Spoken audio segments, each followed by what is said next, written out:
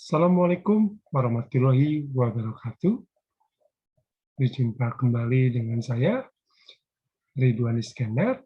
Kita akan lanjutkan materi pengendalian biaya bahan baku makanan dan minuman. Topik yang akan kita bahas kali ini adalah tentang insurance, yaitu mengambil bahan baku ke gudang.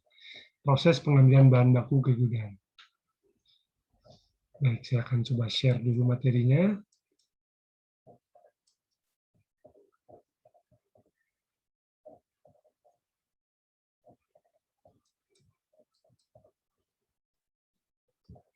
Kebutuhan bahan baku, khususnya di outlet seperti kitchen dan bar, dapat dipenuhi dengan ketersediaan bahan baku itu di gudang atau di general store, khususnya bahan baku groceries ataupun minuman. Namun, ketika kita membutuhkan bahan baku tersebut, diperlukan suatu form administrasi yang mengesahkan bahwa barang itu boleh dikeluarkan, boleh diminta oleh outlet yang memesan. Nah, proses aktivitas ini ya kita kenal dengan proses insurance, ya sehingga bahan baku yang tadinya masih di gudang bisa beralih ke outlet. Nah, karena ini bicara tentang pengadaan bahan baku yang berada di gudang, berarti akan ada yang namanya suatu aktivitas fungsi pengendalian biaya. Jadi bisa dikatakan bahwa pengambilan barang di gudang ini sangat penting untuk keberhasilan proses pengendalian biaya.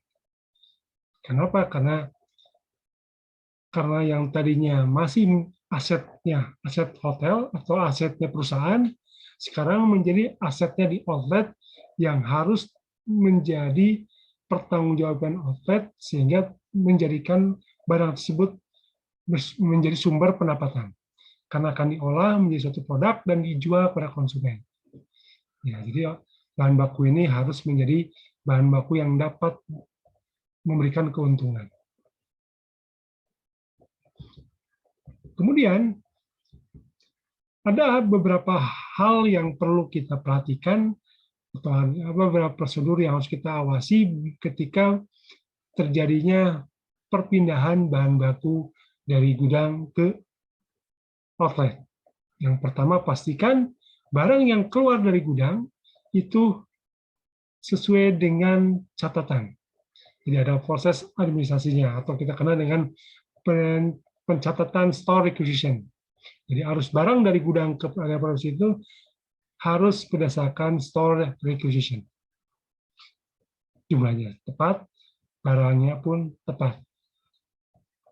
Nah, yang kedua adalah setelah barang dan jumlahnya tepat, harganya pun sesuai. Karena harga ini akan menentukan berapa nilai biaya yang menjadi tanggung jawab outlet tersebut. Misalkan, outlet meminta 10 botol kecap. 1 botol kecap 10.000, berarti nilainya 100.000 pindah dari general store menjadi tanggung jawab seorang chef di dapur sehingga 100.000 10 botol kecap. Itu contoh ilustrasi ya. Seperti itu. Bagaimana sih proses insurance activities ini? Dan pastikan barang-barang yang ada di general store ini adalah barang-barang yang sudah dicek oleh seorang receiving berdasarkan quantity, quality, dan memiliki harga yang tercatat. Jadi, ketika outlet, misalkan kitchen butuh bahan baku, maka kitchen akan membuat yang namanya store requisition form. Store requisition form ini perlu mendapatkan approval dari departemen head-nya. Setelah di-ACC oleh departemen head-nya, kemudian di-approval oleh accounting sampai hingga GM, barulah boleh mengambil barang ke gudang. Apabila dalam prosesnya belum mendapatkan approval apakah perlu perbaikan dan sebagainya, silakan departemen concern memperbaikinya. Kalau belum ya, tapi kalau sudah, silakan mengambil barang ke gudang sesuai dengan yang dibutuhkan. Nah, nanti storekeeper akan menyiapkan bahan baku yang diminta. Bahan baku yang diminta berapa botol kah, berapa galon kah, berapa kerat kah, dan seterusnya. Sesuai permintaannya. Nah, setelah dihitung, barang akan disiapkan. Teman-teman di departemen concern ini, baik itu bar, ataupun chef, atau cook, mengambil barang tersebut dan memindahkan dari general store ke outletnya, atau apakah itu kitchen maupun ke bar. Nah, sekarang berpindahlah asetnya, aset perusahaan menjadi asetnya outlet. Jadi outlet bertanggung jawab terhadap pengadaan bahan baku ini, sehingga bahan baku ini harus menjadikan modal usaha, sehingga bisa memberikan pendapatan buat perusahaan. Nah, setelah barang ini keluar, selanjutnya storekeeper akan mencatat, akan mendata, dan bikin dalam bentuk file. Apa yang di file? Yang pertama adalah store requisition form tadi, akan di file. Kemudian akan di file juga berdasarkan outlet yang meminta, apakah main kitchen, apakah bar. Jadi akan diarsip store requisition ini. Dan akan dilaporkan ke cost control. Nah, laporan ini akan menjadikan data perpetual inventory, food and beverage control inventory, food and beverage stock control inventory, atau food and beverage stock inventory control, mohon maaf, ini salah baca ya.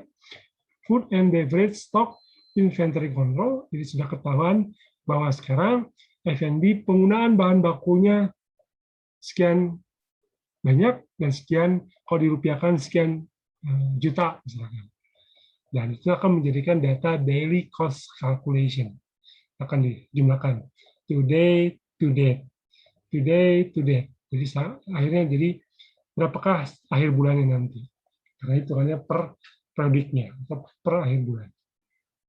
Nah, inilah insurance activities, pengadaan bahan baku dari store ke outlet.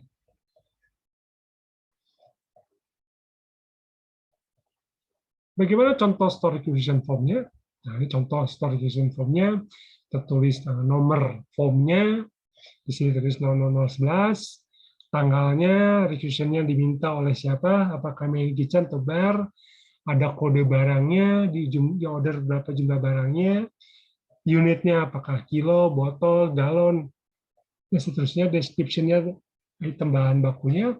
Nanti di order 10 berarti dikeluar pun harus 10. Nah, tapi bisa saja ketika ada order 10 barang cuma ada 6. Ya, berarti terus 6 di situ. Harga barangnya dan total amount-nya berapa. Misalkan harga barangnya 10.000, diminta 10 kali 10 berarti 100.000 lah keluar nilainya. Oke. Di bawahnya ada approval yang mengeluarkan storekeeper, requisition form-nya di approve oleh siapa? Oleh departemen head-nya, dan di file oleh siapa nanti, oleh cost control. Ini contoh store requisition form. Nah, diilustrasikan seperti ini. Nah, diilustrasikan seperti ini permintaan dari restoran, ya 4 pack gula putih sachet, 4 pack gula merah sachet, creamer, tomato sauce, chili sauce dengan nilai rupiahnya. Dan hari ini pengadaan bahan baku untuk daily restoran adalah 1.248.000. Inilah daily food cost yang dikonsum oleh daily restoran pada tanggal 10 Juni. Ini akan kumulatif. Jadi nanti berapakah total food consume daily restoran dari pengambilan dari gudang maupun dari pembelian bahan baku langsung ke supplier. Pencatatnya, ya, ada storekeeper-nya Saudari, FBM-nya Saudara R. Ahmad, dan cost control-nya adalah Rahmat. Baik, demikianlah penjelasan tentang insurance activities. Semoga bisa memberikan informasi buat saudara sekalian. Hatur nuhun. Wassalamualaikum warahmatullahi wabarakatuh.